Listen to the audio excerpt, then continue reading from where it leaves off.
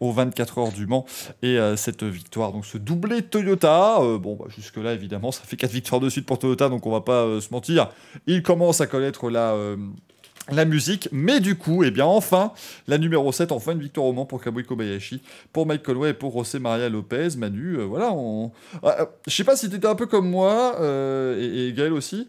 J'y croyais pas jusqu'au bout, c'est-à-dire que voilà, ils ont mené, c'était normal, ils ont dû mener à peu près ils ont mené quasiment les 24 heures entières. Mais je me suis quand même dit à un moment que ça allait foirer, et bah ça n'a pas été le cas. Ouais, il y a toujours ce risque avec la numéro 7 et puis avec Kobayashi qui était quand même l'auteur de la panne dans l'avant-dernier tour il y a 5 ans. Donc c'est vrai que toujours un peu l'inquiétude de les voir pas aller au bout. Mais il y a eu même une frayeur d'ailleurs pour Kobayashi en milieu de course qui a failli aller taper par l'avant. Donc ça aurait pu quand même assez mal tourner. Mais c'est vrai que finalement ils sont passés entre les gouttes, passés entre les ennuis. Et ils n'ont pas eu d'ennui, contrairement à la 8 qui, elle, a été ralentie par un problème en plus de pompe à carburant. Donc, pour une fois, la roue a tourné. Donc, c'est vrai que c'est plutôt chouette pour eux, notamment pour Kobayashi qui a quand même collectionné les pôles au Mans et puis qui mérite vraiment ça, notamment pour effacer le désastre de 2016. Et voilà, puis bon, la 8 a déjà bien gagné. Donc, c'est pas un mal de voir un peu changer. Et puis à la fois, c'est aussi bien pour Toyota d'avoir amené les deux voitures au bout.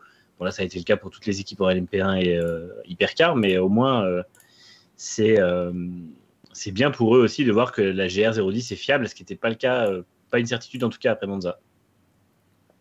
Ouais, Gaël, toi, t'en as pensé quoi toi, de cette course de Toyota qui a finalement été très mal gérée, même si la 8 quand même s'est retrouvée un petit peu en tête avec eux au départ. Ouais, ça a été un petit peu épique, du début à la fin. Donc c'est vrai, j'étais un petit peu comme vous. Tant que le damier n'est pas tombé, la course n'est pas gagnée, puisqu'on l'a déjà vu par le passé, et puis on l'a encore vu cette année en LMP2. Moi, ce que je retiens, c'est effectivement la fiabilité des 5 protos, parce que on parle de Toyota, mais il faut voir aussi les autres qui ont fini la course. Donc finalement, c'est très très bien. Il y a eu quelques soucis, effectivement, notamment chez Toyota à la fin, quand ils faisaient leur relais court. Alors ça, c'est Pascal Vasselon qui l'a expliqué. Pendant les 9 ou 10 dernières heures de la course, les pilotes ont dû actionner un bouton sur le volant pour passer la voiture au neutre par défaut, la remettre en mode normal sur les phases de freinage, en fait. Donc les pilotes, ils n'ont vraiment pas eu la vie facile. Donc il y a quand même cette histoire de fiabilité qui traîne encore, mais bon, pour l'instant, ça a tenu jusqu'au bout. La 7 s'est enfin imposée, ils ont fait le doublé. Donc voilà, mais il y a beaucoup de choses à dire. C'est comme les 24 heures du Mans, partout pareil. Il y avait beaucoup d'enseignements sur cette course encore. Bah oui, c'était assez impressionnant. Alors évidemment, encore une fois, nous on est passé pour des génies. Vous martelez pendant l'émission de la semaine dernière, oui, une LMP2 sur le podium, vous verrez, pourquoi pas une LMP2 qui gagne. Donc les 5 hypercars terminent aux 5 premières places. Avec effectivement. S'il te plaît, j'ai pas participé à cette partie de l'émission, donc mets-moi en dehors de ce genre de déclaration. Merci. Excuse-moi, les 24 heures du Mans qui durent 24 heures et 51 secondes, ça, si c'est pas une fraude, l'année prochaine, ça sera pas au Mans. C'est comme le Dakar. Non, mais on me la fait pas, moi. Merci, monsieur. Quelle honte. On salue, tiens, j'en profite parce que je viens enfin de trouver comment mettre les photos correctement sur l'écran. On salue l'ami Sacha Tisserand pour Da Studio. N'hésitez pas à aller voir son site. C'est lui qui nous fournit des très jolies photos qu'il a pu faire ce week-end sur le circuit des 24 heures du Mans. Bien fiabilité. On salue quand même Glickenhaus qui a fait une belle course. On ne pouvait pas forcément les attendre aussi bien. C'était comme le dit Racing LXB, ils n'étaient pas ridicules du tout. Ils ont fait une jolie course. Alors bon, on salue. C'était qui dans la voiture qui a percuté la... C'était Olivier Plat, c'est bien ça. C'était Olivier Plat qui avait pris le départ, qui est allé nous démonter la Toyota numéro 8, qui a copé une pénalité de 10 secondes. Logique pour vous, messieurs? Une course de 24 heures. Faut pas perdre une seconde. Premier virage, tu tends tout le monde direct. Au moins, t'élimines, tu vois la concurrence. Moi, c'est comme ça que je le vois. Ce genre d'incident, ça fait toujours penser au crash de McNish il y a 10 ans, je crois, quand il avait essayé de faire une tentative moitié dive bomb, moitié suicidaire sur un de ses équipiers en passant une Ferrari. Et pareil, ça s'était fini par un crash monstrueux. J'ai du mal. Après, bon, là, je pense que Olivier Plat a plus mal estimé la situation qu'autre chose, mais parce que bon, la piste était quand même très piégeuse. Mais c'est vrai que les crashs au Mans dans la première heure, c'est c'est quelque chose qui ne doit pas arriver, puisque c'est pas comme ça que se joue une course d'endurance. À noter que Sébastien Buemi a mis à peu près 1h12 pour remonter de la 60e à la 2e place. Et je crois qu'au bout de la 50e minute, il était déjà 3e, c'est ça le plus fou. Il a fait une espèce de remontée. Et c'est quand même la Cliquelos qui a le plus de dégâts, Gaël. Ça, c'était quand même pas forcément attendu. La Toyota, elle a pas bougé. Mais alors, la Cliquelos, le petit camion droit était complètement foutu. Ah bah il nous a fait une jolie bottasse, quoi. Mais après c'est vrai que quand on roule, parce qu'ils ont fait 2 ou 3 tours derrière le safety car, je sais plus. 3. Ils ont fait 2 tours de chauffe en plus. Voilà, c'est ça. Donc les conditions sont pas les mêmes quand vous abordez la chicane Dunlop au ralenti et à pleine balle, quoi. Surtout en plus dans le peloton, parce que c'est vrai qu'on oublie de le dire, mais il y avait un peu de gerbe d'eau, les repères c'est pas les mêmes. Enfin, il partait 4e, Olivier Pla, c'est pas non plus. Oui, c'est sûr. C'est sûr, mais bon, après, c'est toujours un petit peu le facteur de se dire est-ce que j'appuie pas un peu plus le freinage? Parce que si je le fais pas, peut-être que c'est moi qui me fais percuter derrière. C'est vrai que sur sec, on se dit bon, tout le monde s'est freiné sur sec. Sur mouillé, je pense qu'on a une autre appréhension, c'est-à-dire il faut pas que je me loupe et derrière, il faut pas qu'il se loupe non plus parce que. Ouais, alors là. Justement, l'argument de derrière et tout ça, c'est un peu compliqué parce que le peloton LMP2 était vraiment très loin. Les 5 hypercars sont partis tout devant. Et je pense que tout le long de la remontée jusqu'à la chicane, il avait personne à l'arrière. En fait, c'est lui qui délibérément tente de faire un gros freinage. Et je pense que, bon, après, c'était mal calculé. Mais ouais, je pense soit il s'est mis la pression tout seul, soit effectivement, il était tellement obnubilé par la Toyota devant lui et par l'Alpine qu'il n'a pas vu ce qui se passait. Bah, ils ont failli se retrouver à sac de front quand même, hein, les 5 hypercars, là, avec cette entame où les Toyota finalement n'ont pas été si véloces à la sortie de la dernière chicane. Xorenz le dit, et c'est vrai que oui, on peut quand même dire bravo à la direction de course parce qu'il y a eu un vrai départ. Je vous avoue que nous, là, on la sentait venir la douille, hein, parce que pour vous dire, parce que tout le monde n'a pas forcément vu ça, mais donc Fernando Alonso fait son tour avec la Formule 1, suivi d'à peu près tout le monde, voilà, bon, comme ça, vers 14h10, tu vois déjà les nuages qui arrivent, tu commences à te dire, bon, ça sent pas très bon cette affaire. 15h, ça a fait rideau la pluie, hein, c'est-à-dire que c'est tombé, même pas 14h45, c'est tombé pendant 1 heure sans discontinuer. Et plus ça tombait, plus on se disait, il nous passe là le départ actuellement. Là, le vrai départ de 24 heures nous passe sous le nez, et puis ils annoncent au début c'est Extra Formation Lap, avec le compte à rebours qui débute. Moi j'ai vraiment cru que c'était juste pour essayer de nous noyer un petit peu le poisson, de dire non mais c'est pas un départ sous safety car, c'est des tours de formation, mais la safety car, mais rassurez-vous, tout va bien. Et puis finalement, ils ont quand même donné le départ avec les deux fils, et un départ qui était quand même particulièrement animé. On peut aussi signaler la numéro 72, la Porsche qui avait signé la pole, d'ailleurs, si je dis pas de bêtises, en GTE Pro, qui s'est retrouvée à l'envers à la chicane d'Allop aussi. Donc c'était le bazar un petit peu partout. Et c'est vrai que la première heure de course a quand même été particulièrement animée. C'était très compliqué dans des conditions qui n'étaient pas simples. Alors aussi, je vais pas vous le cacher, mais quand la Toyota part en tête pour la chicane, tu sens qu'autour, ils étaient contents. Les supporters alpines. Mais alors, quand ils ont annoncé que la 8 était arrêtée dans les Nodières, nous, on n'a pas entendu. Il n'y a pas eu de numéro qui a été dit, en fait. On a juste entendu « La Toyota est arrêtée !» Comme ça. Et donc, on s'est dit, ça y est, l'Alpine est en tête, et puis pas du tout. Et puis, Nicolas Lapierre a fait sa petite erreur. Mais sinon, messieurs, c'était quand même une édition assez calme, hein, finalement. On s'attendait. Enfin, une fois que la folie de la pluie est passée, oui, Greg. Je suis seul à plus entendre ou c'est... Allô? Non, moi je l'entends plus. Je peux saluer momentanément la Glick House, c'est-à-dire qu'en gros, c'est une écurie d'amateurs qui arrive quand même, il n'y a pas si longtemps que ça, ils ont conçu la voiture. Les premières fois, c'était pas non plus faramineux, c'était pas mal, il y avait une bonne progression. Et là, tenir 24 heures, en sachant que Toyota a échoué à de nombreuses reprises avec ses 24 heures. Il y a eu de la fiabilité, la voiture elle a tenu, elle a eu sa performance. Je pense qu'il y a quand même une marge de manœuvre au niveau amélioration. Et quelque part, quand on voit Cadillac, pas Johnny Cadillac, Cadillac qui rentre dans la danse des hypercars, etc., et la liste faramineuse qui est actuellement, je veux dire, tous les constructeurs qui veulent rentrer, en sachant qu'il y a une différence entre la volonté de rentrer en hypercar et le jour où on va voir la première voiture, parce qu'il y en a certains qui peuvent se désister, etc. Mais pour le moment, c'est très alléchant. Et je ne sais pas si vous avez vu la vidéo de Driver61 qui parle de pourquoi la Peugeot peut s'affranchir d'un aileron arrière.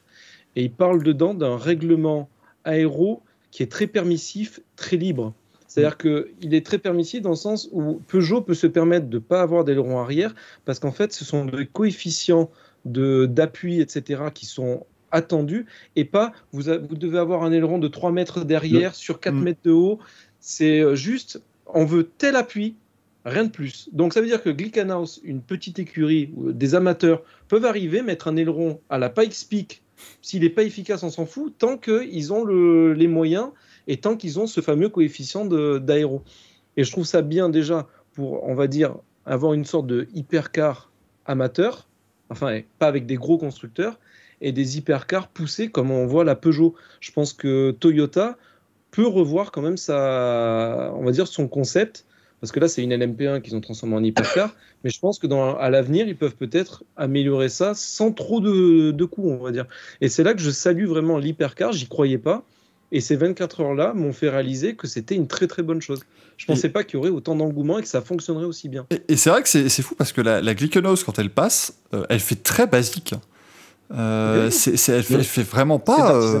Elle fait vraiment pas énorme voiture de course, alors que la Toyota, qui elle, pour le coup, est vraiment sublime. Ça, je peux vous avouer que j'étais pas. Et c'est un peu, on en discutait un peu sur Twitter. Les rôles se sont un peu inversés en fait quand je les ai vus en vrai. C'est-à-dire que au début, tu voyais les photos. Bon, la Toyota, j'étais pas un grand fan. Et en fait, quand tu les vois passer. Excusez-moi, alors je sais que je vais normalement perdre 90 viewers à peu près, puisque du coup je vais vous le dire, oui la Glickenhaus c'est pas très joli, pardon je l'ai dit, mais je dois vous l'avouer que la Glickenhaus c'est un peu comme la Nissan GT-R en voiture de route, c'est pas beau, mais c'est beau techniquement. Voilà, c'est beau techniquement et c'est efficace, mais voilà. C'est pas le truc qui va, c'est un peu comme la McLaren Senna aussi, si on prend les voitures de route, moi je trouve ça. En fait, voilà, ce ne sont pas des voitures élégantes, ce sont des voitures efficaces et qui ont une beauté brute technique. C'est, on va dire, le fond définit la forme et pas l'inverse. Oui, effectivement. Oui, c'est pas une mauvaise approche de voir ça comme ça. Mais je sais pas, la Glickenhaus, elle me paraissait un peu pataude, quoi. C'est un peu compliqué. Alors que les Toyota, elle est vraiment. Pato Howard, évidemment, on en parlera tout à l'heure de ce cher Pato. Bravo, s'il vous plaît, applaudissez-le, parce qu'il en a besoin. Il en a beaucoup besoin, le pauvre. mais la Toyota, elle est très, très, très jolie. Cet avant, je trouve que l'avant, il est à tomber. Puis la peinture rend extrêmement bien. Elle est aussi, on rappelle, peinture qui est asymétrique. Voilà, deux asymétriques. Ouais, on n'a pas la même chose si vous regardez du côté gauche ou du côté droit. C'est bien, ça faisait que les gens devaient passer à passerelle Dunlop pour voir un petit peu chaque côté. C'était pratique, ça fait du trafic piéton, cette affaire. Du coup, les gens qui étaient à la première chicane, eux, ils ont vu les deux côtés d'un coup. Exactement, c'était très pratique ça, parce que voilà, ça s'est tourné. Non, c'était vachement bien fichu. Merci Sébastien Boemi qui a dû lâcher des insultes à la radio. Le pauvre Boemi là, parce que bon, putain, mais c'est insupportable avec des mecs qui n'ont pas de niveau, quoi. Ça a été assez. J'ai l'extrait en exclusivité. Fucking Degrassi. Pardon, question d'habitude. Réflexe. Je dis ça toute l'année, c'est un peu compliqué. Bon, on va pas se le cacher. Bon, la catégorie hypercar, c'est bien, il y a des bonnes bases quand même. On a de quoi construire pour l'avenir. Bon, on en parlera tout à l'heure justement avec Cadillac notamment et avec le team Velox qui revient. Oui, Manu. Alors, en vrai, moi, pour compléter ce que dit Greg, j'avais peur qu'on ait vraiment une mauvaise édition des 24 heures du Mans cette année. J'ai longtemps été critique en disant qu'on aurait un plateau LMP1 hypercar qui était vraiment pauvre. Il n'y a quand même que 5 voitures. Et je m'attendais vraiment à ce qu'on se voit une édition qui était finalement chiante. Ouais. Et alors bon, ça n'a pas été hyper disputé en hypercar, on va pas non plus réinventer l'histoire, mais ça a été une course qui était super intéressante à regarder. Déjà, ne serait-ce parce qu'il y avait cette incertitude de savoir qui irait au bout, quels problèmes il pourrait rencontrer, comment il tiendrait aussi au fil des relais. Parce que finalement, la grosse performance pour moi de Glickenhaus, c'est que presque au fil de l'exploitation de la voiture en course, on les a presque sentis gagner en performance. Au début, je me suis dit, c'est pas gagné, notamment pendant sous la pluie, je me disais, c'est pas gagné qu'ils arrivent à rester, à battre les LMP2. Ça a été longtemps un peu un doute. Et puis finalement, on a vu qu'au fil de la course, notamment la deuxième moitié, ils étaient vraiment bien plus supérieurs aux LMP2. Donc il y avait tout ce côté un peu nouveau challenge et puis nouvelle façon de voir la tête de course. Alors les Toyota, bon, c'est vrai qu'il y avait surtout, à part la fiabilité possible, enfin les problèmes possibles, il n'y avait pas beaucoup de suspense, mais je m'attendais vraiment à une édition plus pénible que ça, sur laquelle on aurait dû se rabattre un peu sur le LMP2, et finalement, c'était très intéressant à suivre. Donc, c'est une très bonne base pour l'avenir qui s'annonce de toute façon radieux un peu l'an prochain et surtout dans 2 ans. On a pu avoir une belle bataille aussi entre Nicolas Pierre et Olivier Plat dans la nuit avec ces deux voitures. C'était vraiment très sympathique. Et il y a de quoi faire, hein, je pense, en hypercar. Effectivement, c'est le principal, Gaël. C'est-à-dire qu'au moins, on ressort de là avec plutôt des certitudes que des doutes. Et c'est plutôt ce que la CO recherchait, je pense.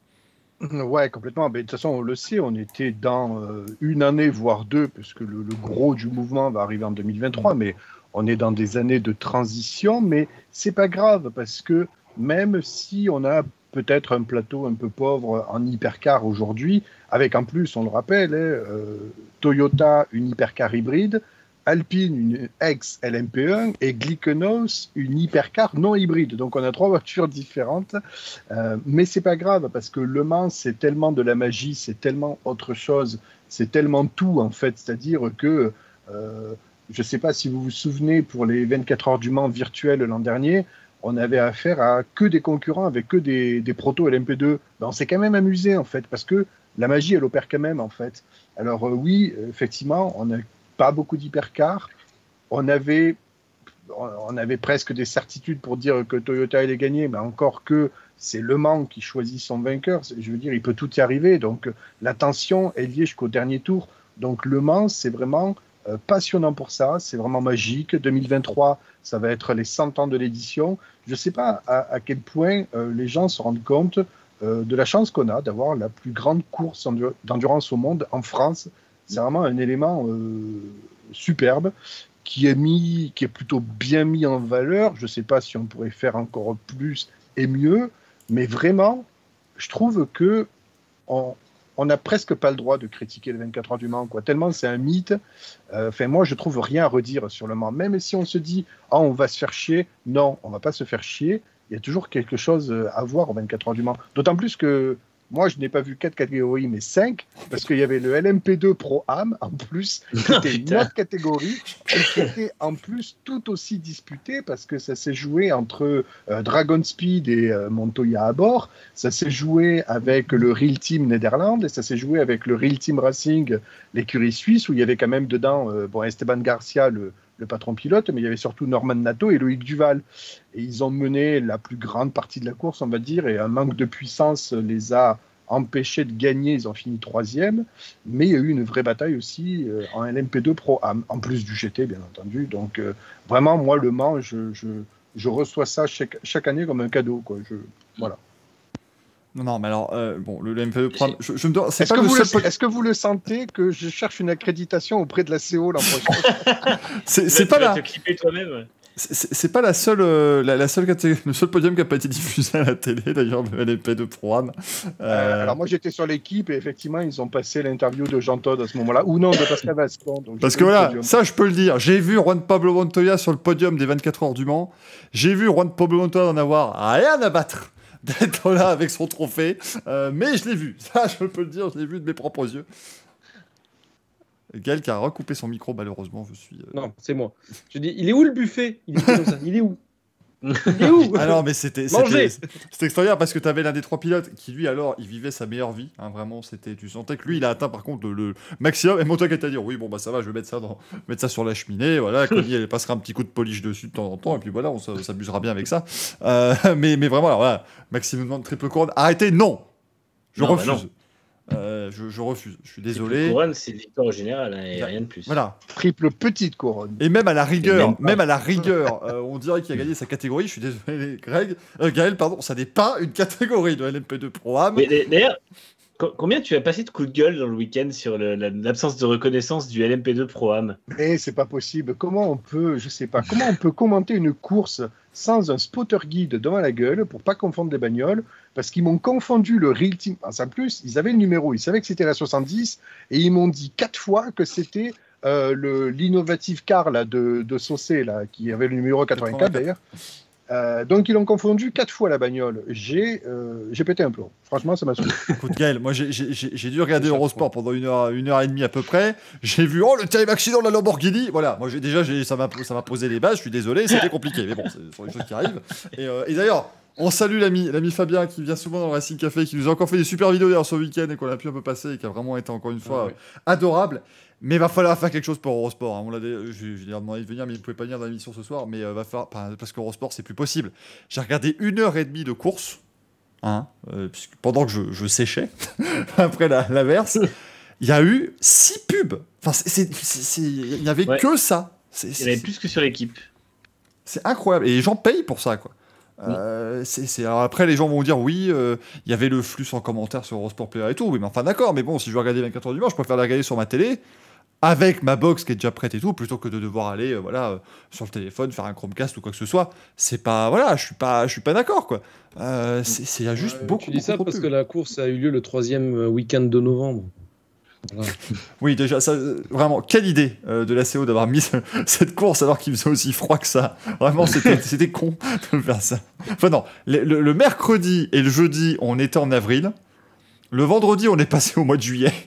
Il faisait une chaleur à mourir pendant la course de Fun Cup. C'était l'hiver indien, en fait. Ah, le week-end, c'était terrible. Cher à Jodassin. Ah non, mais c'était incroyable pour les 24 heures en août. C'était compliqué. Paulo Monster qui nous demande, oui, Juan Pablo Montoya a évidemment gagné le Grand Prix de Monaco, c'était en 2003. Avec la Williams BMW, il a gagné 2 fois les 500 Indianapolis, en 2000 et en 2015. Qu'est-ce qu'il nous fait, Greg, là? Daniel Ricciardo. Pablo. C'est vrai que non, oui. Ça me paraissait, ça fait 6 fois qu'on dit son nom, c'est la première fois qu'il réagit, j'étais un petit peu inquiet. Mais c'est vrai, techniquement, voilà, Montoya a enfin gagné les 24 heures du Mans dans une catégorie un peu Jacques Martin, mais il l'a gagné, c'est le principal. Non, après, les gens vont croire que je dis du mal des pilotes qui concourent là. Non, c'est bien, mais encore une fois, on en parlait la semaine dernière, c'est vrai que le Pro-Am, pour moi, a quand même plus sa place en GTE. Et la catégorie GTE AM, pour moi, effectivement, on en parlait avec Fabien notamment, c'est l'essence du Mans et c'est des choses qu'il faut. Après, est-ce qu'en LMP2, c'est aussi. C'est-à-dire que tu commences à avoir une concurrence entre 2 catégories, c'est peut-être pas forcément très. En fait, tu as 4 catégories qui sont bien spécifiées sur les classements partout. Et c'est vrai que là-dessus, c'est aussi le problème. Alors après, c'est pas une excuse pour dire il faut pas y faire attention, mais tout ce qui est classement et tout ça, on voit LMP1 maintenant Hypercar, LMP2, GTE Pro, GTE AM. Et c'est vrai que le LMP2 Pro AM, ça a été très peu mis en avant, même par la CO sur les réseaux sociaux et tout ça. Surtout que ça va pas perdurer, parce que quand on va se prendre la colonie d'Hypercar dans 2 ans, les LMP2, il n'y en aura plus 25. Hein. Honnêtement, même le podium, en fait, j'y croyais pas. À un moment, c'est juste que, quelques minutes de la fin de la course, Boulogne de Stick a commencé à annoncer qu'on verrait Montoya sur le podium, donc on a compris, parce que bon, tu regardes le classement, tu vois qu'ils sont 11e en LMP2, tu te dis quand même, je veux bien que le podium soit large, mais bon, on peut pas faire rentrer 15 équipages. Mais avant ça, il n'y avait aucune idée que le programme serait mis à l'honneur. Après, c'est une bonne chose aussi, c'est bien pour justement ces pilotes amateurs et ces équipages professionnels et amateurs. C'est aussi très bien d'avoir eu cette reconnaissance sur le circuit au moins, même si les télévisions n'ont pas forcément tout diffusé, mais c'était déjà pas mal. Lino Manu. Par contre, j'ai vu passer un truc et j'ai pas eu le temps de vérifier si c'était vrai, mais c'est vrai que Sean Gelael était considéré comme pilote bronze ou pas? C'est une très bonne question. Alors attends, on va regarder. J'ai vu passer ça, je crois que c'est Burriel qui a dit ça sur Twitter. C'est totalement différent. Parce qu'il a fait un trop long relais. Il fait comme Gaël. Il suffit d'aller sur la liste officielle de la FIA de la Driver Categorization. Ah. Tu tapes Gelael et puis tu attends de. Alors finalement, non, je suis Gaël. Je suis con, moi je vais dans le truc, il y a à peu près 45 milliards de personnes. Elle tape Gelael, là, est-ce que ça va me sortir Sean Gelael? Il est silver. Ah, silver, d'accord. Il est silver, Sean Gelael. Donc, il est avec Van Dorn qui lui est platinium, évidemment. Pilote platine. Et je sais plus avec qui il faisait l'équipe. Alonso, il était quelle couleur? Ah bah Alonso, lui, était extra platine serti de diamant. On en vient. C'était aussi évidemment l'un des bons moments. Alors ça, bon, je vous l'avoue quand même, ça m'a fait doucement sourire de voir justement la F1 sur le circuit des 24 heures, parce que c'est pas tant le fait qu'ils aient mis une Formule 1, mais c'est que je vous jure, mais la tartinade que ça a été, mais partout, que ce soit les speakers sur le circuit, que ce soit les télévisions internationales, tout le monde. Et quel petit bonheur quand même, après les années, les premières années, les 7-8 premières années quand même du WEC, à entendre partout, ah mais regardez, ça c'est de la bataille, ah c'est pas la F1, hein. Ah c'est sûr que c'est mieux que la F1. Et là, de les voir tous, mais en train de dire, mais c'est incroyable, c'est une F1. C'était exceptionnel. Extraordinaire de voir ça. Mais bon, c'était aussi quand même quelque chose d'assez magique. Et J'ai râlé aussi sur la parade. Hein. Pourquoi, Gaël? Parce que, comme me l'a fait remarquer San Mibor sur Twitter, qui était sur place aussi, toute l'équipe des cadreurs était en pause au moment de la parade alpine. Ce qui fait que nous, à la télé, on a vu la parade alpine depuis les hélicos, en fait. Donc, moi, je m'attendais... je voulais juste voir l'alpine passer sous la passerelle Dunlop et quelques Arnage, Mulsanne, Indianapolis ou les Hunaudières. Eh ben, on s'est chopé un hélico comme au WRC, donc c'était génial. Il se plaint alors qu'il l'a plus vu que moi. Parce que moi j'étais très mal placé, j'ai vu la voiture sortir des stands et c'est tout. j'ai juste vu ça. Il est jamais content. Ah oui, non mais complètement, mais je trouve ça scandaleux, moi d'ailleurs, qu'il n'ait pas attendu que je me place bien. Finalement, je préfère plus Manu que Gaël. Oh bordel, je déchire mon contrat. Non, mais après le truc, c'est qu'encore une fois, et ça a aussi été signalé plusieurs fois sur Twitter, mon cher Gaël, la réponse d'ailleurs à tes tweets virulents, et on te reconnaît bien là, mais c'est que la parade a été faite pour la parade a été faite pour les spectateurs sur place, en fait. Oui, bon, vous emmerde. Oui, bah à un moment donné, merde, nous on a payé, monsieur. Hein. Nous on a dépensé moult pesetas pour assister à ça. Chier, hein. Il avait qu'à venir, hein, l'ange du ciel. Hein. Il avait qu'à venir. Hein, l'ange du ciel. Ah, mais on paye les abonnements télé aussi. Oh. T'as regardé ça sur la chaîne d'équipe. Moi, j'ai pas payé. Sans déconner, je suis d'accord avec Gaël. La réalisation était pas géniale pour la F1. Ah, bah, il y en avait pas. Vraiment, en fait, il n'y avait que l'hélicoptère parce qu'il y avait vraiment les cadreurs étaient véritablement en pause. C'est apparemment habituel au Mans. C'est la CGT, quoi. Ah oui, non, bah, c'est une course. C'est qui définit le fait que la pub sera pendant la démo que tout le monde attend, quoi. C'est un peu con. Enfin, de moment, adaptez-vous, les gars. C'est pas parce que la métier du programme. On a manqué d'avoir la parade tournée depuis le blimp. Je sais plus si c'est l'équipe. Je sais plus si c'est l'équipe ou Eurosport où ils ont fait. Mais attendez, il pleut vachement. Mais comment ils vont faire pour faire la parade alors que les voitures étaient sur la piste ou un truc comme ça? Mais on nous dit qu'elle a déjà été faite. Ah oui, elle s'est terminée avant la pluie. La parade s'est terminée avant la pluie, donc ça. Alors, je salue aussi les gens qui devaient être du côté des Hunaudières et qui pendant des Hunaudières plutôt à Mulsanne et Arnage, qui pendant les 20 premières minutes de l'averse, eux n'ont pas su du tout qu'il pleuvait. Parce que c'est-à-dire qu'au circuit, personne n'a rien signalé. Nous, on s'est pris l'averse sur la tronche. Et t'as aucun moment où t'as quelqu'un qui a l'impression de dire écoutez, il pleut. J'avais pas l'impression de continuer de faire la pré-course comme ça, l'avant-course qui était assez sympa. Mais c'était complètement fou. Mais non, effectivement, il y avait personne qui était en poste, donc ils ont dû faire un petit peu ce qu'ils pouvaient. Et alors, là où j'étais un petit peu sur ma fin, je pensais quand même qu'ils allaient faire passer par les stands et refaire au moins un tour où qu'il y aurait un peu plus de choses avec la parade. Peut-être un tour d'honneur au ralenti avec toutes les voitures, justement, qui auraient été un peu... puisqu'il y avait donc l'Alpine GT4, si je dis pas de bêtises, il y avait l'Alpine de rallye, il y avait des Alpines de route aussi, et alors c'était la MP2 de l'an dernier, je crois, c'est la MP2 de l'an dernier qui avait gagné, ou qui avait terminé sur le podium, qui était là. Mais du coup, je pensais qu'ils allaient faire un tour d'honneur un peu plus comme ça, donc ils ont fait juste leur premier tour, ils se sont arrêtés devant la grille de départ, et puis ils ont fait les interviews. Bon, messieurs, le LMP2, j'ai une pensée pour Vincent Voss et toute l'équipe WRT qui se sont mis dans la peau de Toyota il y a 5 ans, avec cette numéro 41, c'est un 41 qui est tombé en panne, notamment Robert Kubica. Elle est tombée en panne, simplement, un petit problème électronique, semble-t-il, puisqu'elle a démarré tout à fait normalement le lendemain matin. Comme quoi, des fois, c'est toujours assez compliqué. Heureusement qu'il y a quand même la victoire au bout du compte, avec cette 31. Franchement, je dois dire, WRT, ils viennent, première course au Mans, l'une de leurs premières courses en MP2, ils allaient faire le doublé quand même. C'est absolument incroyable ce qu'ils ont réalisé. C'était impressionnant. Après, c'est vrai que le problème aujourd'hui, c'est pour les 3 pilotes qui ont perdu la course à 2 minutes de la fin, quoi, parce que eux, on a vu les réactions, notamment de Louis Delétraz sur Instagram, qui était vraiment au bout du rouleau, parce que lui était déjà assez ému avant l'arrivée, parce qu'il avait gagné. On imagine un peu les montagnes russes. Donc, c'est vrai que c'est heureusement pour l'équipe qu'ils arrivent quand même à remporter la course, mais pour les 3 et puis pour leur mécano, je pense que ça doit être très très difficile à digérer. Donc ouais, c'est dommage. C'est vrai que c'est après de toute façon le Mans a souvent des exemples comme ça, mais ça fait un peu mal pour eux quand même. Et surtout que on a quand même failli avoir un Robert Kubica qui remporte les 24 heures du Mans, quoi. C'est juste exceptionnel. Hein. Il faut rappeler que il n'était pas aligné chez Saucé, Kubica, mais quasiment il n'a qu'une main. il a qu'une main. Attendez, 24 heures comme ça, chapeau l'artiste, quoi. Robert Kubica, Louis Delettra et Yi Fei, hein, le pilote chinois, c'était donc le trio de cette numéro 41. Et du coup, on a un Français, on a Charles Milesi qui était sur l'autre WRT en fait et qui gagne. Exactement.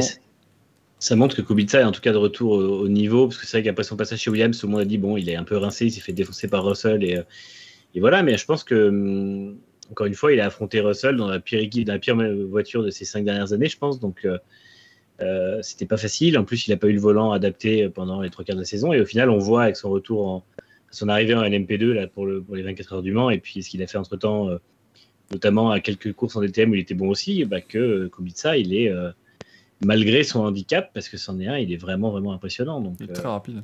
Il est très rapide. Robin Freins aussi, et Ferdinand Habsbourg, qui était dans le numéro 31, qui s'impose à 7 dixièmes de seconde devant la voiture de chez Jota. Alors bon, d'ailleurs, dis-nous, Robert Kubica, sur place, les journalistes lui posent une question.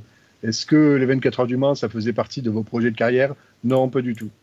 Oh oui, non, mais il n'a pas à mentir, il a raison de le dire. Voilà, c'est sûr que c'est arrivé par des chemins de traverse, mais voilà, il a prouvé quand même qu'il avait le niveau, très clairement, pour aller chercher un résultat plus que sympathique. Mais du coup, bon, on est obligé de parler du final. Ça y est, c'est le grand moment. On y est. Qui va faire son boomer? Non, mais c'était une merveille. C'était une merveille parce que vraiment la lutte était incroyable et tu flairais le coup venir. Tu entends dire ils sont incroyables, ils reviennent, il n'y a plus que le deuxième. Et tu vois les deux qui font leur parade devant et tu te dis ça va, non, c'est pas possible. Et donc on y est, les LMP2 qui sont arrivés dans un mouchoir de poche, 7 dixièmes de seconde. On est sur l'un des écarts les plus petits de l'histoire des 24 heures du Mans. Et le pilote de la WRT qui a failli tailler un short, c'était Robin Freins, je crois d'ailleurs, qui était au volant, qui a failli tailler un short au préposé au drapeau Adami.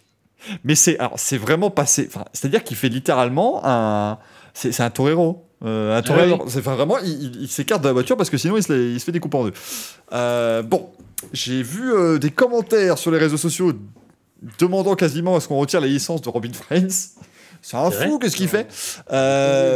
Qu'est-ce que vous en pensez? Avant que je donne mon avis sympa. Qui commence? Moi, j'attends juste j'ai un avis assez soft sur la chose, à savoir que le pilote, il fait sa tentative, il vit sa course jusqu'au dernier moment. C'est normal qu'il fasse cette tentative-là. Le flagman, ça fait partie du folklore de la course. C'est à lui de faire un peu attention de ne pas se mettre en plein milieu de la route.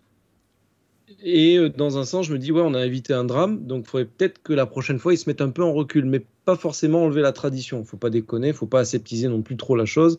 Il y a des traditions qu'on peut garder. On nous a enlevé les grid girls, laissez-nous le flagman. Par contre, moi, j'attends toujours le tweet de Lucas Di Grassi, qui aurait bien aimé, en fait, mettre cette tradition en Formule I, quoi. Enfin, je sais pas. Oui. Je crois qu'il a dit du mal en plus de l'arrivée, mais non, moi je suis beaucoup plus radical que toi, Greg. Pour moi, on doit prendre cet exemple-là comme le fait que c'est plus possible en 2021 d'avoir quelqu'un sur la piste au moment où tu as 45 bagnoles ou 40 bagnoles qui traversent une ligne d'arrivée au bout de 24 heures de course. Les pilotes sont fatigués, les pilotes se battent quand même pour des positions. Enfin, on ne sait pas, un pilote sort large, il part en tête à queue à la sortie du virage, il vient faucher le flagman, c'est pareil, le mec n'aura pas le temps de partir. Donc, il a beau être prêt, il peut se mettre plus près du mur, ça ne changera absolument rien à ça. Et c'est certainement pas la faute de Robin Freins qui, s'il ne garde pas le pied au plancher, perd les 24 heures du Mans. Je veux dire, on ne peut pas demander à un pilote de perdre la course la plus prestigieuse au monde, ou presque, même dans sa catégorie, juste parce qu'il y a un mec qui est à pied sur la piste. On est en 2021. C'est bien, mais au bout d'un moment, le flagman, oui, c'est cool. C'est vrai que ça fait des belles images. Le slow-mo est super quand les Toyota passent devant, mais c'est tout. Et c'est quand même un mec qui est en costard sur une piste où il y a 45 voitures qui passent. Enfin, moi, ça me paraît. C'est d'un autre temps et c'est hyper dangereux. Et de toute façon, le jour. Parce que s'il est considéré cette tradition et qu'il y a un drame, on pourrait dire on le savait, on l'a vu venir, personne n'a rien fait. Et là, aujourd'hui, la seule solution pour moi, c'est d'enlever le flagman et de faire comme la F1 l'a fait à l'époque. Ils sont passés d'un flagman sur la piste à un flagman sur une passerelle. Et franchement, ça n'a pas ruiné la course. Hein. Quitte à mettre même tu mets une passerelle, enfin tu mets tu mets un manche avec une passerelle à 2 mètres de hauteur. Si tu veux avoir le drapeau sur les bagnoles, ça fait le café, quoi. On dit ça, on parle de passé président. Je vous rappelle quand même que quand Jean Alési a agité le drapeau à damier du Grand Prix d'Italie, il a quand même failli passer par-dessus bord. Hein. Là, le drame aurait été... Imaginez Charles Leclerc qui passe. Oh, Jean Alési qui chute. Ça aurait été incroyable. Vous imaginez même pas. On aurait dit, mais faut pas mettre des passerelles aussi hautes. Qu'est-ce que c'est que ça? On aurait trouvé des choses. Non, c'est vrai que c'est assez... Disons que c'est... J'avais vu un avis sur Twitter qui était finalement assez pertinent, je trouve, qui est de dire, dans ce cas-là, on n'a qu'à faire une ligne d'arrivée plus tôt. C'est-à-dire que tu fais un truc, tu mets la ligne d'arrivée à la sortie des chicanes, des virages Porsche, comme ça tu fais la course jusque-là, et après t'as toute la chicane Ford et le raccordement pour ralentir et faire ta photo. Parce que si les Toyota ne font pas leur photo, t'as pas tout ce problème-là, hein, déjà, de base. Si les Toyota font pas la photo, t'as pas Robin Friends qui doit slalomer à tes souhaits, à tes amours. Là, j'ai plus la suite, là, Greg, là, va falloir... c'est bien compliqué, là. mais c'est-à-dire que t'as pas Robin Friends qui doit slalomer entre trois GTE qui, elles, veulent pas faire un tour de plus, parce qu'un tour de plus, c'est quand même 4 minutes. Voilà, ça devient très compliqué. Donc... Moi, j'ai une idée. Oui, j'ai peur. Non, mais comme on veut aller un petit peu dans l'évolution, pourquoi on n'appelle pas Zapata là sur son truc volant et puis il agite le drapeau? Frankie Zapata. Peut-être parce que c'est une aberration écologique. Non, mais c'est un autre débat. C'est un monsieur. Est-ce que faire passer la patrouille de France avant le départ est-ce que c'est plus écolo? Je ne sais pas. Ça pète les oreilles. Il devrait faire moins fort. D'ailleurs, c'est le truc principal et j'aimerais qu'on termine là-dessus. Moi, c'est pour vous donner un petit peu l'expérience de quelqu'un qui était en bord de piste, qui a vécu les 24 heures. Il y a un truc, faites moins de bruit, s'il vous plaît. On peut pas s'entendre parler. Je trouve ça honteux. D'ailleurs, question, la voiture à hydrogène, elle fait quel bruit en vrai? Alors, c'est une très bonne question. Et quand elle a fait son tour du circuit des 24 heures, j'étais en train de manger une galette saucisse. Donc je ne sais pas. Paye ton journaliste, s'il te plaît. Ah, parce que toi, quand tu manges, ça te ferme les écoutilles. Non, mais à l'endroit où j'étais, c'était pas à côté de la piste, il est mignon, lui. Il n'a qu'un sens qui marche à la fois, en fait. Non, mais à un moment donné, j'ai mangé l'autre jour pendant la course de Road to Le Mans, je les ai à peine entendus. Alors là, une seule voiture qui passe en hydrogène, en plus, ça m'a pas marqué, je suis désolé. C'est-à-dire qu'apparemment, j'étais peut-être déjà dans le truc, mais à un moment, ça passe, on dit c'était le tour de la voiture à hydrogène, là, mais on s'en était pas rendu compte. Donc, je suis désolé. J'avais vu une vidéo, je crois que c'était une Auris ou une Corolla qu'ils avaient foutu à hydrogène et le bruit était assez sympathique. Alors, parce que cette Corolla en question, c'était une assistance en fait à hydrogène. C'était le moteur thermique qui convertit. Il y a un convertisseur en fait, un système hydrogène convertisseur, et ça alimentait le moteur thermique. Là, je crois que le proto, je l'ai pas entendu, mais le proto H24, il me semble que c'est un pur hydrogène. C'est un moteur électrique, donc ça fait quasiment le bruit d'une Formule E en fait. La différence, c'est que ça rejette de la flotte. Mais normalement. Bienvenue sur Automoto, les amis. D'ailleurs, il ne pleuvait pas. C'était le concept. Mais c'est ça, mais parce qu'on en parle. Il pleuvait pas, c'était lui en fait. L'hydrogène, il en a foutu de l'eau sur la piste, mais je te jure, mais quel enfer. On a dû retarder le départ à cause de ça. Mais voilà, Aurélien qui était sur place nous dit elle fait un bruit de Formule 2. Donc là, oui, effectivement, c'est peut-être pas. C'est ça. Alors par contre, pourquoi ne pas chronométrer comme aujourd'hui et mettre le préposé sur la ligne de départ du Bugatti? Parce qu'il y a 200 mètres de plus, hein, c'est pas non plus. Elle est pas. Non, mais encore une fois, c'est une course auto. Pourquoi ne juste pas enlever le mec qui est à pied sur la piste? Au bout d'un moment, il faut arrêter les conneries. Il y a une ligne d'arrivée, des voitures qui passent, il y a 50 bagnoles qui roulent ou 40. Et Manu, l'un des meilleurs Grands Prix de l'histoire de la F1, c'est Allemagne 2000. Il y a un mec sur la piste à un moment, ça a gêné personne. Oui, mais un des pires Grands Prix de l'histoire, c'est l'Afrique du Sud 77, où il y en a un qui se fait broyer par une bagnole. Oh, quel enfer. Ouais, il faut voir la différence. Quoi. Oh, il a bien répondu. Il a bien répondu. Non, mais ça finira comme ça, et en fait, c'est con, parce que la seule chose qui a changer, c'est juste le fait qu'il y a un mec à pied sur la piste. Au bout d'un moment, on peut dire oui, on met le truc avant juste pour que le mec il agite son drapeau sous le nez des voitures, c'est bien. Mais sinon, tu parles du drapeau, c'est une métaphore ou c'est un vrai drapeau? C'est un vrai drapeau à damier, cher Greg. Le mec il agite son drapeau. Personne n'agite son drapeau devant une voiture, c'est très dangereux. T'as jamais essayé, c'est pour ça. J'en ai marre. Qui a eu l'idée d'agiter son drapeau ici? C'est pas possible. bien une idée. Continuez de parler, hein, moi j'agite mon drapeau. Moi, pendant ce temps. Et là, les gens qui nous écoutent en podcast vont se dire mon En Dieu, fait, ça il y a devient. Zohan qui dit tout le tour de décélération, il y a des commissaires. Oui, mais c'est un Tour de C'est un dessin. tour de décélération. C'est pas un endroit où les mecs passent à fond. Encore une fois, une ligne d'arrivée, ils passent tous à fond et c'est normal. C'est une ligne d'arrivée.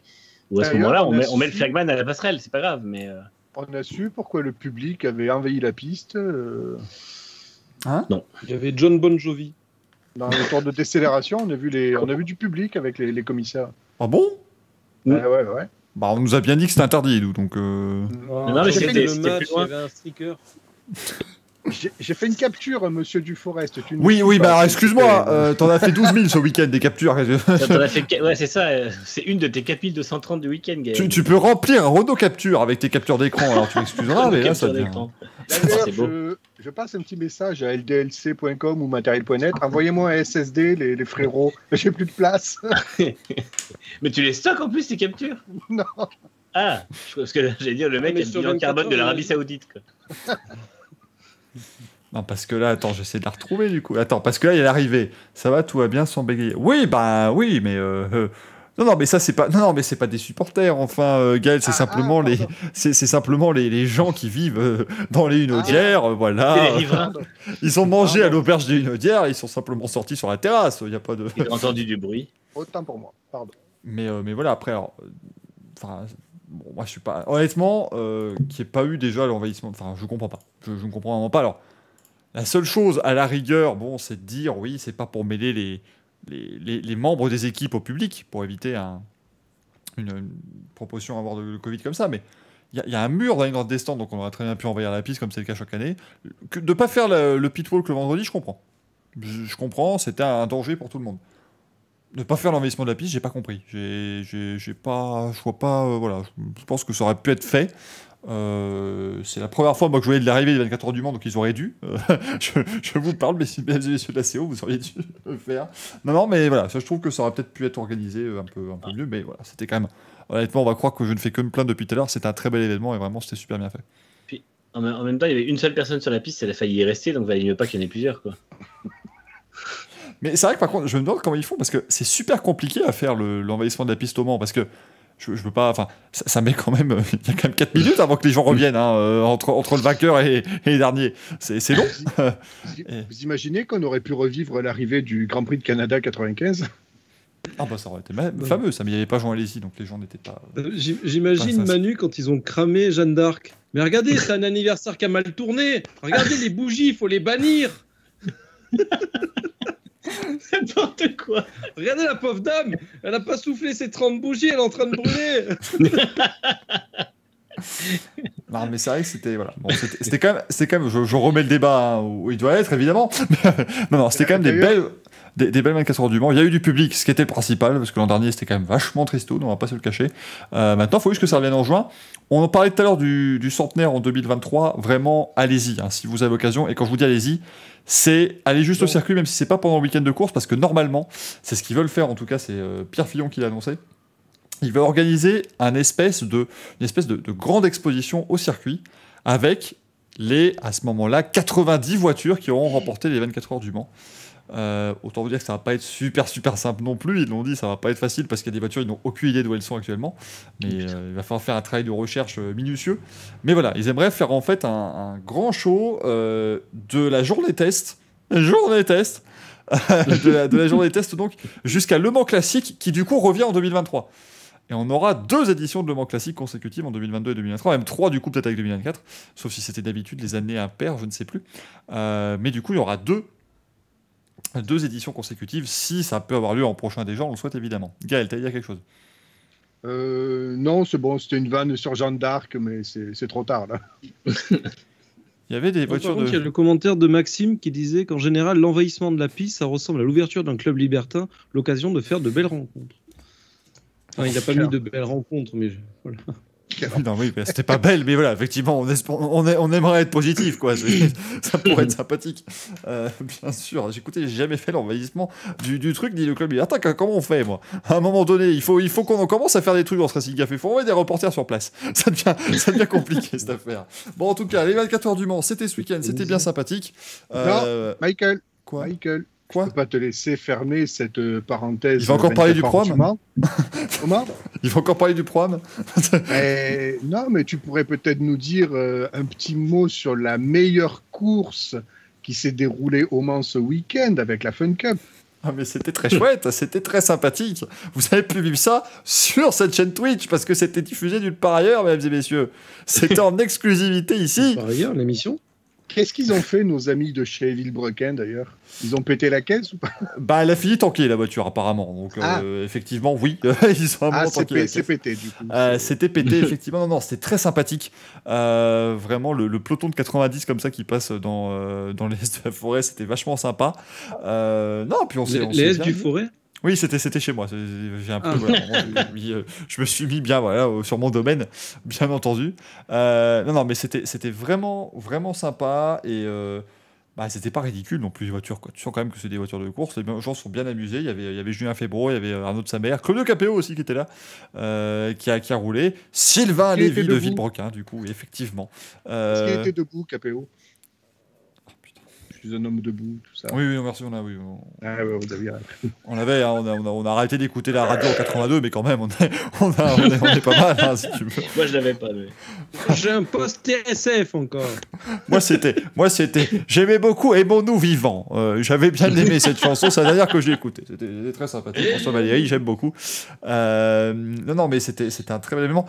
Les meilleures courses du week-end, c'était quand même les Endurance Racing Legends. Moi, je suis désolé, mais c'était un régal absolu d'avoir ces anciennes voitures des 24 heures du Mans. La Bentley Speedlight, notamment, qui était en piste, qui est une merveille absolue.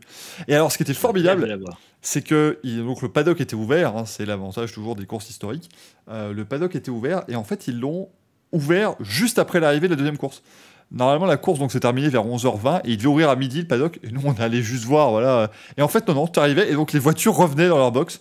Et t'étais juste à côté, quoi. Et puis après, tu pouvais juste les regarder. Et tu les sentais vraiment encore véritablement dans leur jus parce que les pneus étaient chauds, les moteurs étaient chauds, tout était encore là.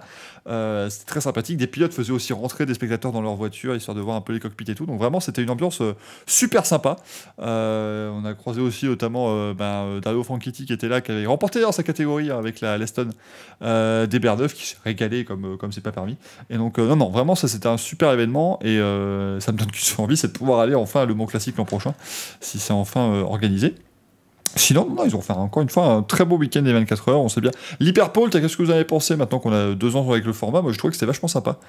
Même si les premières minutes, heureusement, il y a eu le chronomètre était arrêté sous drapeau rouge après la sortie de Kevin Estre, parce que sinon, bon Dieu que ça aurait été court cette séance, mais vraiment, on s'est régalé. Et puis, Kobayashi nous a sorti un chrono encore incroyable comme d'habitude. Le format était assez dynamique, rapide. C'était presque un peu trop court, mais c'est vrai que le tour de la pole était. J'en ai revu un on-board il n'y a pas longtemps, genre avant-hier, ils ont ressorti. C'est vrai que c'est assez impressionnant. Donc, c'était plutôt un beau spectacle. J'ai bien aimé le format. Je trouve que ça peut être gardé comme ça. Et je pense que quand on aura un plateau vraiment conséquent à LMP1, enfin en hypercar, je pense que ça prendra tout son sens. Alors ça, Aurélien nous dit qu'il y avait aussi le paddock Road to Le Mans qui était ouvert. Non, alors c'est vrai que c'était même encore mieux. Si t'allais à la tente Michelin, je l'ai appris trop tard, j'étais dégoûté. Mais vraiment, si t'allais à la tente Michelin, ils te refilaient les pneus usagés pour 10 balles. Parce que nous, on n'a pas arrêté de voir des gens... Sur Reddit, il y avait des mecs qui se trimballaient avec les pneus. Mais oui, mais on en a vu passer plein, les mecs qui se trimballaient avec des pneus. T'en avais même un, il en avait un sous chaque bras. Enfin, il avait les bras dans chaque pneu, quoi. C'était bimable, Alors le que mec. sur Le Bon Coin, tu peux trouver des bouts de gomme pour 30 €. Oui, monsieur, oui. Alors attendez, parce que... Alors non, je vais pas vous annoncer que c'est moi qui les ai vendus, mais pour être franc... On va être enfin payés, les mecs. La petite, vous savez la petite photo que j'ai mis là, machin, oh c'est beau, la nuit, t'es là, t'as Indianapolis, machin, quelques heures après l'arrivée. Non, j'étais parti chercher comme un con des pièces, hein. J'ai ramené des bouts de gomme, des morceaux de carbone, des trucs, voilà, on a fait ce qu'il fallait. Le mec, il a fait une casse. Il y a une casse auto, normalement je fais ça encore 5 ans et je peux construire une hypercar. Donc je vais tâcher de faire ça bien, mais en tout cas, voilà, c'était vraiment... Tu sais pas où mettre ton drapeau, mais tu fais un pneu. Écoute, oui, Mylène, on fait ce qu'on peut, hein, à un moment donné, voilà. Moi, je vais... Mais ça aurait permis de planter le drapeau, justement. Mais c'est ça, j'aurais fait un espèce de diorama sur le mur, le drapeau dedans, machin, ça aurait été extraordinaire. Mais donc, du coup, voilà, Michelin, si vous voulez envoyer un pneu, n'hésitez pas, hein, un petit MP et on s'arrange. Bien sûr, mais c'est vrai que c'était chouette en plus. Est-ce qu'on a tous droit à faire une demande? Parce que tout à l'heure, c'était Gaël qui demandait un SSD, là c'est toi qui demandes un pneu. Est-ce qu'on peut tous faire une demande au fil de l'émission? Il y a quelque chose que j'ai raté dans le Racing Café ou... C'est ça, aujourd'hui c'est le Doléance Café, vous pouvez demander ce que vous voulez, n'hésitez pas. Si Bugatti veut bien m'envoyer une hypercar. Faudrait déjà qu'il s'y engage. Voilà, ce serait déjà un bon début. Ils ont le prototype, c'est bon, ils ont qu'à le faire. C'est vrai. Bon, en tout cas, Volkswagen sort les sous. Aston, non, les 24 heures du Mans. En tout cas, Aston Martin ce week-end, c'était vachement chouette. Voilà, j'ai adoré Aston Martin. Non, les 24 heures du Mans, enfin. C'était très sympa.